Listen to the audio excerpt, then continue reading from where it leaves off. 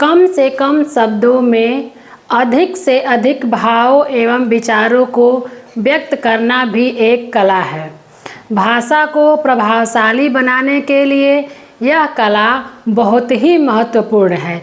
यही कारण है कि भाषा वैज्ञानिकों ने भाषा को प्रभावशाली बनाने के लिए अनेक सुझाव दिए हैं। इसमें से एक सुझाव है समास। तो नमस्कार दोस्तों, स्वागत है आपका हमारे YouTube चैनल कीसू हिंदी क्लासेज में। तो आज का हमारा विषय है समास। आज हम पढ़ेंगे समास। समास किसे कहते हैं, समास की परिभाषा क्या होती है और समास के कितने भेद होते हैं, सबको हम डिटेल से पढ़ेंगे, विस्तार से पढ़ेंगे। तो जिसको भी हिंदी व्याकरण पढ़ना है, समझना है, समास को जानना है, तो वो हमारे YouTube चैनल कीसू हिंदी क्लासेज को सब्सक्राइब करें, चैनल को लाइक करें, चैनल को सब्सक्राइब करें। तो चलिए शुरू करते हैं आज की क्लास समास। तो समास किसे कहते हैं? सबसे पहले हमारे सामने यह प्रश्न होता है कि समास होता क्या है। तो सबसे पहले हम इसका अर्थ जान लें। समास का शाब्दिक अर्थ होता है संक्षिप्त करना, यानी संक्षेप में करना, छोटे में करना। और समास किस शब्द से बना है? तो संस्कृत के शब्द से बना है। तो समास का शाब्दिक अर्थ होता है संक्षिप्त करना। और इनकी परिभाषा की हम बात करें तो समास की परिभाषा क्या होती है? दो या दो से अधिक परस्पर शब्दों का योग से नए शब्द बनाने की प्रक्रिया को समास कहते हैं। किसे कहेंगे? कि दो या दो से अधिक शब्द हो, उसको मिला करके जब हम एक छोटा सा संक्षिप्त सा शब्द बना देते हैं तो उसे ही हम कहते हैं समास। और इसको ही समस्त पद भी कहा जाता है। जैसे उदाहरण में देख लीजिए, दही बड़ा। दही बड़ा, दही बड़ा यह क्या है? समासिक पद है, समस्त पद है। अगर हम इसका विग्रह करेंगे, समास विग्रह करेंगे तो ये क्या निकल के आएगा? दही में डूबा हुआ बड़ा, या दही में डुबाया गया बड़ा। अगला है महात्मा। महान है जो आत्मा, इसके लिए एक संक्षिप्त शब्द बनाया गया महात्मा। इसी तरह से है रसोई घर, यानी रसोई घर हम किसे कहेंगे? रसोई के लिए जो घर होता है, जो घर बना होता है, उसे हम कहते हैं रसोई घर। तो रसोई के लिए जो घर है, इसका एक संक्षिप्त रूप हमने बना दिया, एक नया शब्द, एक संक्षिप्त शब्द बना दिया, रसोई घर। तो इस तरह से विद्यालय, विद्या के लिए आलय, यानी वह स्थान जहाँ विद्या दी जाती है। आलय मतलब होता है घर। तो विद्या के लिए घर या विद्या के लिए आलय को हमने संक्षिप्त रूप में कह दिया विद्यालय।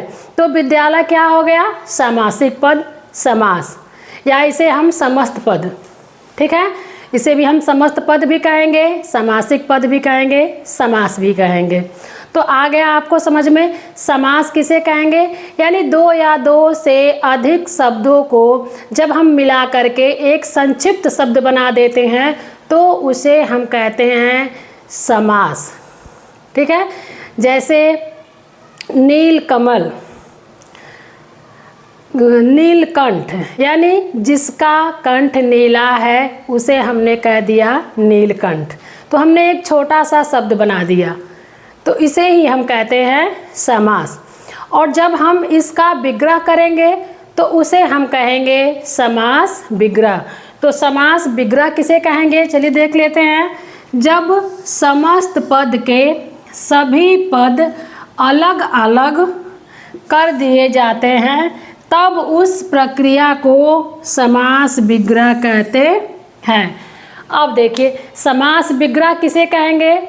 तो जो समास है उसको जब हम अलग अलग कर देंगे तो उस प्रक्रिया को हम कहेंगे समास विग्रह। जैसे दिन रात। तो इसका समास विग्रह क्या होगा? दिन और रात। उसी तरह से जैसे ये है महात्मा, तो इसका समास विग्रह क्या होगा? महान है जो आत्मा।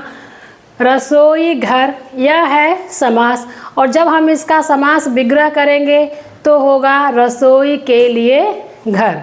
तो आ गया आपको समझ में कि समास विग्रह किसे कहेंगे और समास किसे कहेंगे। समास विग्रह यानी जब हम उस समास के पद को अलग अलग करके दो या दो से अधिक शब्द में कर देते हैं तो उसे हम कहते हैं समास विग्रह। और जब उसी पद को हम मिला करके एक संक्षिप्त रूप दे देते हैं तो उसे हम कहते हैं समास। तो समास और समास विग्रह क्या है? एक दूसरे का अपोजिट है यानी विलोम है।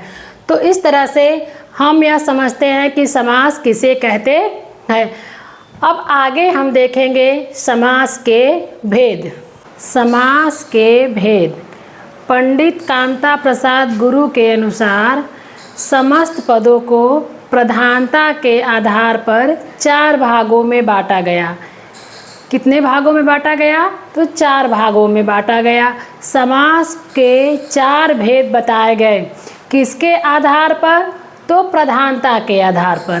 प्रधानता के आधार पर समास को 4 भागों में बांटा गया। तो कौन कौन सा भाग है देख लेते हैं।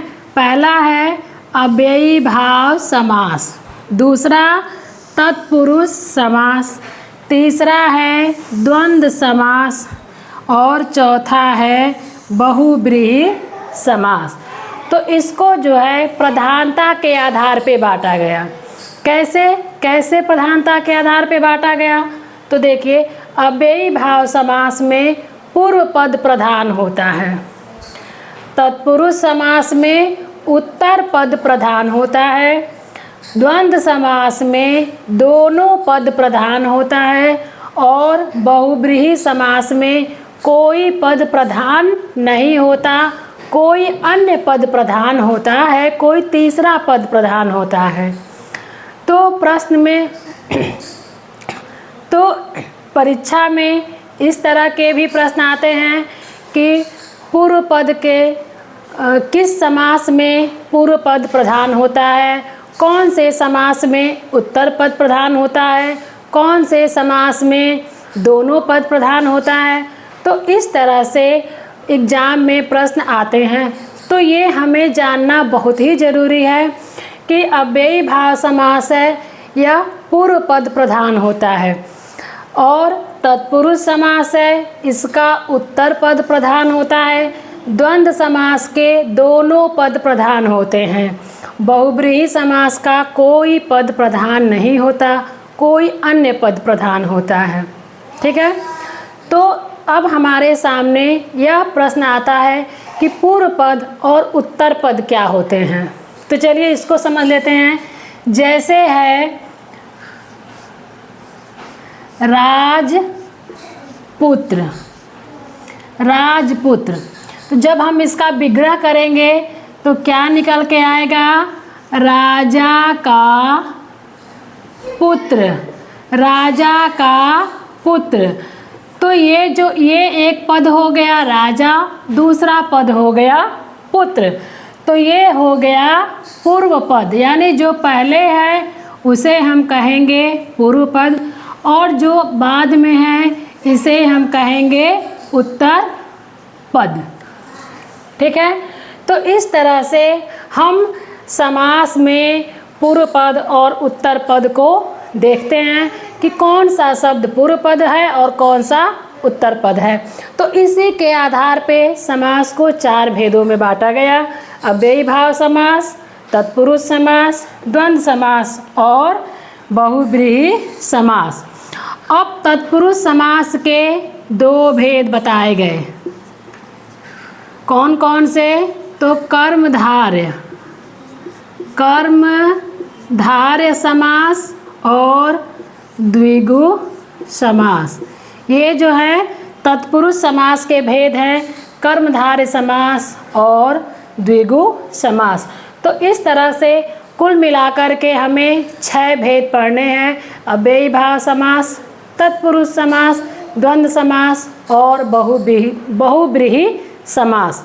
अव्ययी भाव समास का पूर्व पद प्रधान होता है, तत्पुरुष समास का उत्तर पद प्रधान होता है। ये जो दो समास हैं, कर्मधारय और द्विगु समास, ये तत्पुरुष समास के भेद होने के कारण इनका भी उत्तर पद ही प्रधान होगा। यानी तत्पुरुष समास का, कर्मधारय समास का और द्विगु समास का, इन तीनों समास का उत्तर पद प्रधान होगा। द्वंद्व समास का दोनों पद प्रधान होगा और बहुब्रीहि समास का कोई पद प्रधान न होकर के कोई तीसरा पद प्रधान होगा। अब ये कैसे हम इसको समझेंगे कि ये कब ये पूर्व पद प्रधान है कि उत्तर पद प्रधान है। तो समास में हमें सबसे पहले इसी को पहचाननी है। जब हम समास का विग्रह करेंगे तो हमें यह पहचानने को मिलेगा कि यह इसका पूर्व पद प्रधान है कि उत्तर पद प्रधान है। तो इसके आधार पर हम समास के एक एक भेद को पढ़ेंगे, अच्छे से पढ़ेंगे, समझेंगे और उदाहरणों के द्वारा उसको अच्छे से समझेंगे। तो आज के लिए बस इतना ही। कल की क्लास में हम पढ़ेंगे अव्ययी भाव समास।